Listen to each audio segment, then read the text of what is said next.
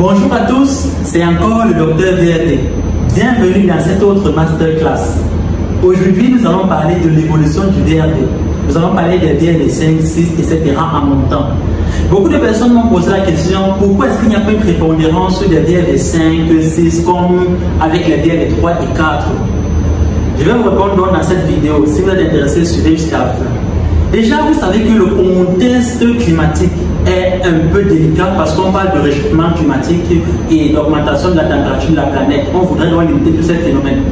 Dans la mouvance de la limitation de l'effet de serre et tout ce que cela englobe, donc déjà si vous voulez savoir plus sur l'effet de serre et l'apport du frigoriste sur ce phénomène ou sa contribution à terme de mauvaises pratiques, il faudrait regarder la vidéo où je parlais de l'effet de serre, l'ozone et tout ça, c'est en lien dans la vidéo.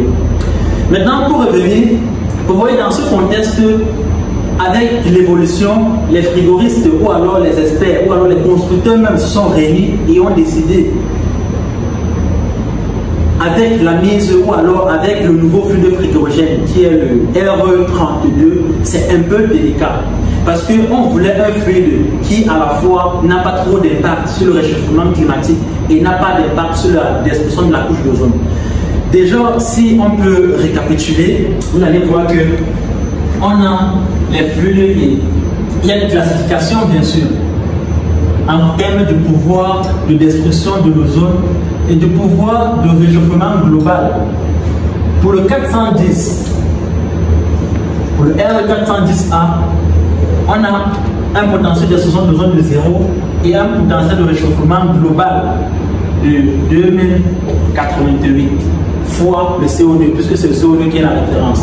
Pour le R32, on a 0 toujours en destruction de l'ozone et on a 675 pour le potentiel de réchauffement global. Vous voyez donc que si le R32 contribue au réchauffement global de la planète, juste 3 fois moins que le R410, s'il fallait se baser uniquement sur cela, tout le monde choisirait le R32 pour la climatisation.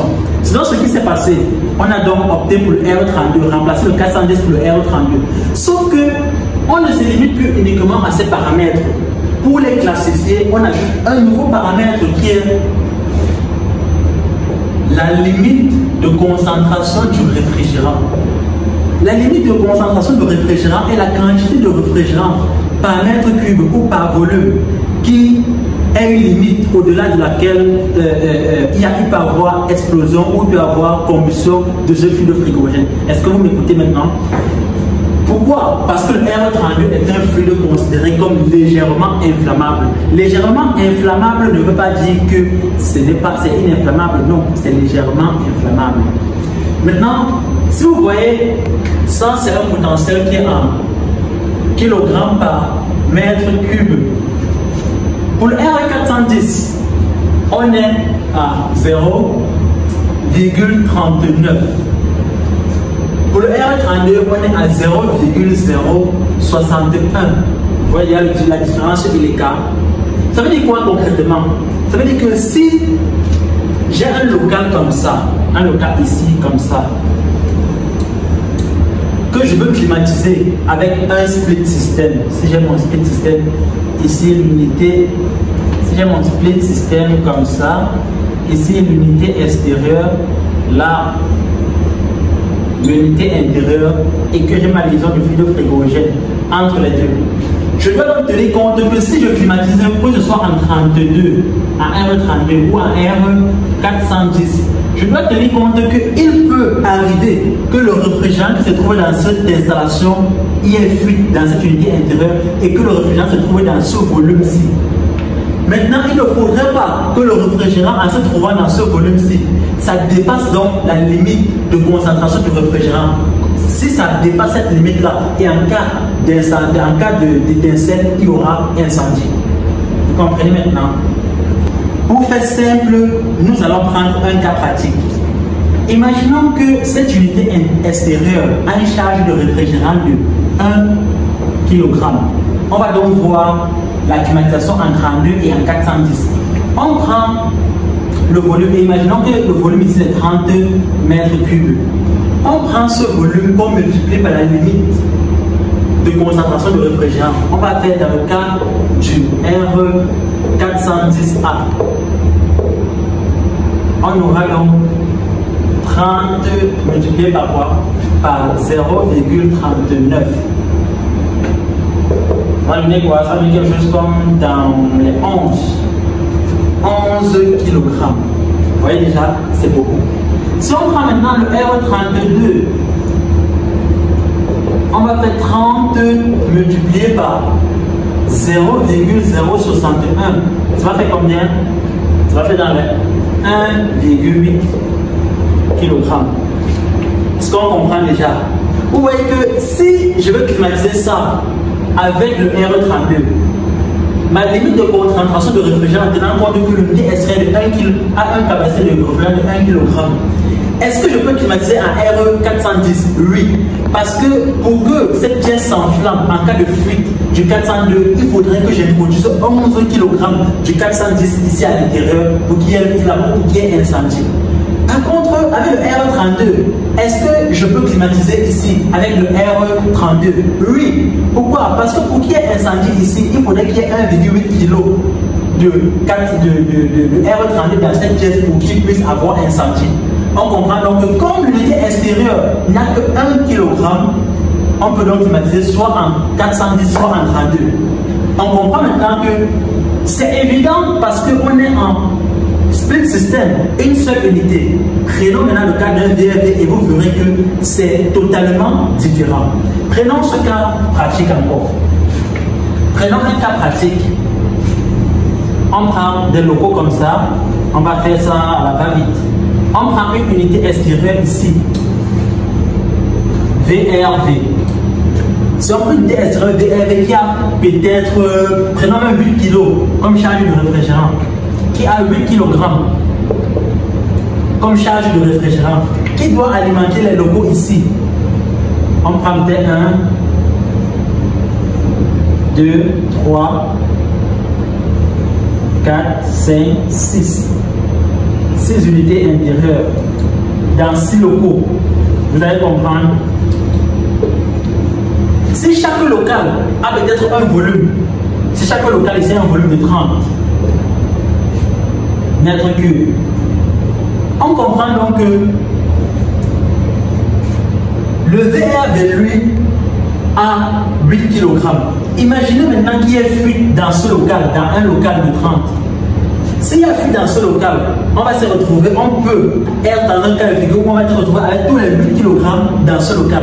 Si on se retrouve avec 8 kg dans ce local, si c'est possible, est-ce qu'on va atteindre la limite de concentration de réfrigérant pour le R32? Oui, on pourrait facilement atteindre les 1,8 kg et qui peut provoquer l'incendie en cas de quoi? En cas d'étincelle par exemple. Donc, s'il y a fuite, vous voyez que la climatisation ici en VRV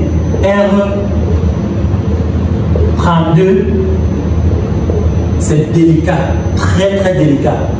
Voilà pour. Or, en 410, vous voyez, ici c'est 8 kg. Le 410 pour la même pièce peut prendre 11 kg. Donc ça passait facilement. Voilà pourquoi, lorsqu'on faisait les VRV en 410, on n'a jamais mis en doute ou encore mis en cause la flammabilité de ce fluide.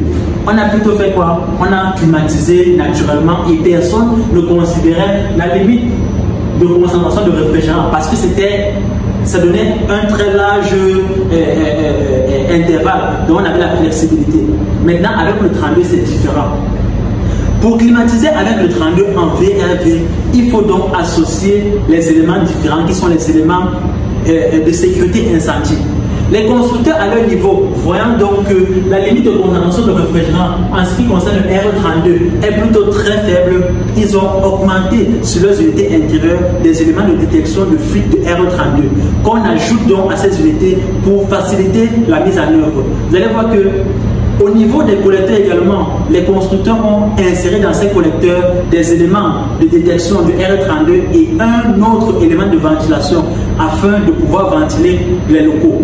Vous allez également voir que pour la mise en œuvre de VRV avec le R32, on a limité les soudures. On concentre plus les collecteurs de telle sorte qu'on n'ait pas de concentration de 32 considérable dans différents endroits de la pièce. Vous voyez donc celui qui s'engage à faire une climatisation VRV à RE32 doit avoir les notions de sécurité incendie à cause du RE32 et de sa limite de concentration de réfrigérant très faible. Voilà donc le pourquoi vous ne voyez pas encore la prépondérance des VRV au RE32.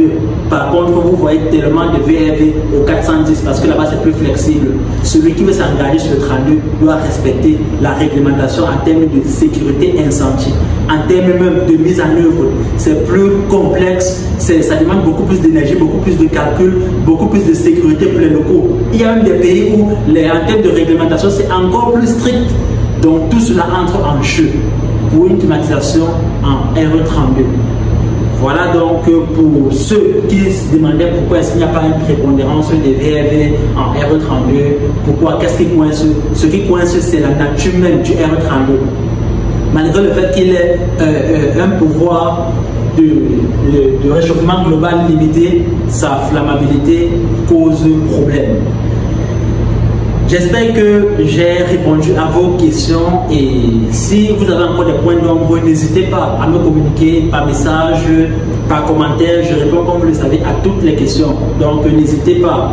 Seul, on est fort. Ensemble, on est invincible. C'était encore le docteur VRV. Merci beaucoup à tous. À plus.